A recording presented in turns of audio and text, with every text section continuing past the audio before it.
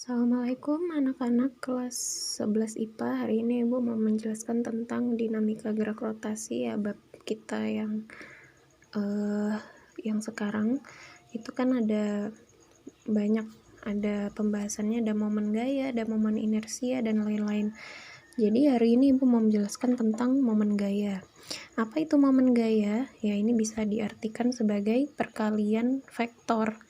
Ingat ya, vektor itu kan sudah kita pelajari, yaitu tentang besaran yang memiliki arah dan besaran. Nah, ini contohnya misalkan ada benda yang diputar, dia memiliki sumbu putar seperti ini. Kemudian arah gayanya ke sini. Ini kayak semacam turun tapi agak miring.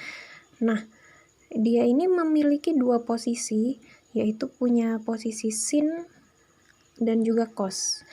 Kalau ini adalah sudutnya, alfa ini adalah sudutnya ya.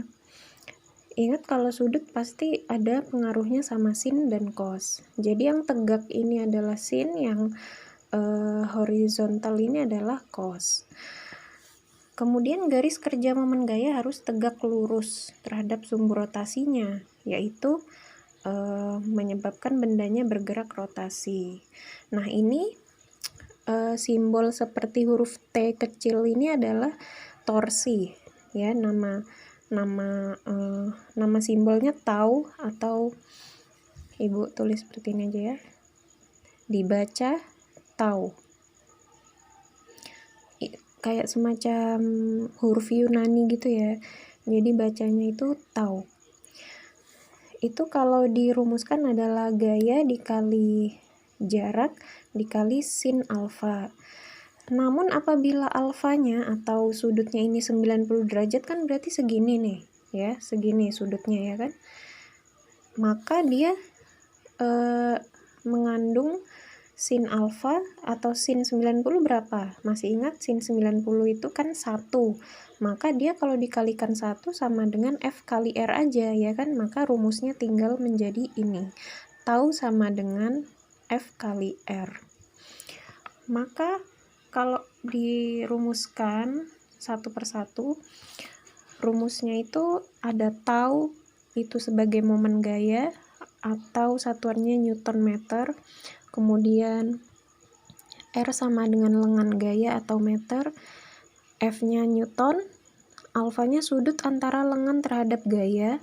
Bila terdapat beberapa vektor gaya yang lebih dari 1, maka ditulis torsi total sama dengan torsi 1 tambah torsi 2 dan seterusnya ya. Jadi torsi itu satuannya Newton meter, karena Newton atau gaya dikali meter jaraknya, lengan gayanya.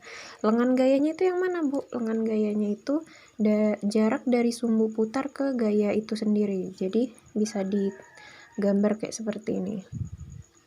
Ini adalah R-nya gitu ya. Ini namanya lengan gaya. Jadi dari dimana kalian memutar sama dimana gayanya itu adalah lengan gayanya atau R-nya. Contoh misalkan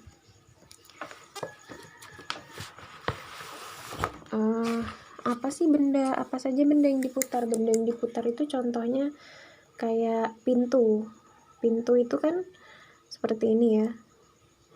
Nah, yang diputar di mananya? Yang di sininya kan. Nah, ini sumbu putarnya kan. Sedangkan kalian memegangnya di sini, ini tangannya di sini. Maka lengan gayanya atau R-nya itu dari sini, dari sumbunya ke tangan kalian. Nah, ini R-nya. Kayak gitu. Tapi contohnya bukan cuma pintu, banyak sekali contohnya, pokoknya benda yang diputar seperti itu ya. Apalagi benda yang diputar, contohnya jarum jam misalkan seperti itu ya. Oke, kita langsung ke contoh soal.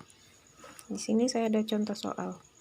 Misalkan sebuah tongkat homogen dengan panjang 40 cm bermassa 3 kg pada salah satu ujung tongkat diberi beban, sedangkan ujung lainnya sebagai tumpuan. Jika F 280 Newton, momen gaya dan pada titik O adalah, nah kalau ini beda lagi, dia dikasih beban, artinya Beban itu kan maksudnya ada suatu pemberat gitu ya. Pemberatnya ada di ujung sini dan itu besarnya 2 kg. Sedangkan gayanya itu dia nggak di sini, gayanya dia taruh di agak dekat sama sumbu putarnya itu F. Jarak lengan gayanya antara sumbu putar dengan gayanya itu 5 cm. Nah, ingat kalau lengan gaya itu harus satuan meter, jadi nanti ini harus dirubah ke meter dulu ya. Nah, berapakah jawabannya? Nah, ini penyelesaiannya. Jadi kita gambar dulu, kita gambar ulang dulu. Di sini kan tadi 5 cm. Kemudian panjangnya dia bilang tadi 40 cm. Berarti artinya kalau dari sini ke sini 40, maka dari sini ke tengah itu 20 cm. Gitu ya. WT ini apa? WT ini maksudnya beban di tengahnya, WB-nya beban di bagian yang ada bebannya, seperti itu ya. Berarti ada berapa torsi? Berarti ada 3 karena ada 1, 2 sama 3. Maka tulis di sini WB kali L. WB itu maksudnya beban ini dikali lengannya dari sini ke sini, itu kan 4, 0,4 ya. Kemudian WT kali setengah L, berarti kan setengah dikali panjang totalnya, berarti 20 cm kan. Tapi di sini dia tulis setengah kali 0,4 sama aja ya, nanti kan menghasilkan 0,2 meter. Kemudian F1 kali R, R-nya 0,05 karena dari sini ke sini 5 cm. Bu, kenapa sih yang tengah diikutin padahal kan tadi di soal cuman ada 2 aja? Iya, karena kalau misalkan nggak dikasih di tengah, maka tidak ada torsi yang menengahi antara sini sampai sini gitu ya. Jadi harus ada yang bagian tengahnya sini gitu. Kemudian kita cari dengan dikalikan semuanya, maka hasilnya ternyata 8 tambah 6 dikurangi 14. 8 tambah 6 sendiri itu kan 14, begitu ya. Berarti 14 kurangi 14, 0. Berarti jawabannya adalah 0, gitu ya. Bu, artinya torsinya 0 itu apa? Artinya ya bagian torsi yang kiri sama kanan itu seimbang, begitu ya. Artinya mereka tidak bergerak, gitu, paham? Jadi kalau misalkan nih ada tongkat atau ada, anggap ini batang gitu ya, batang homogen. Misalkan dia gaya ke atasnya, dia diputar ke atasnya ini, itu 8, torsinya itu 8 Nm, di bawah 8 Nm, maka si batang homogen ini tidak bergerak karena ini kan mutarnya begini nih ya kan, sedangkan ini begini. Nah, ini nggak akan bergerak. Kenapa? Karena yang sini 8, yang di sini 8, begitu maksudnya.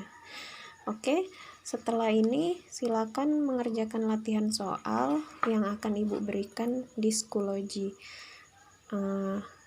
Alhamdulillah, jazakumullahu khairan.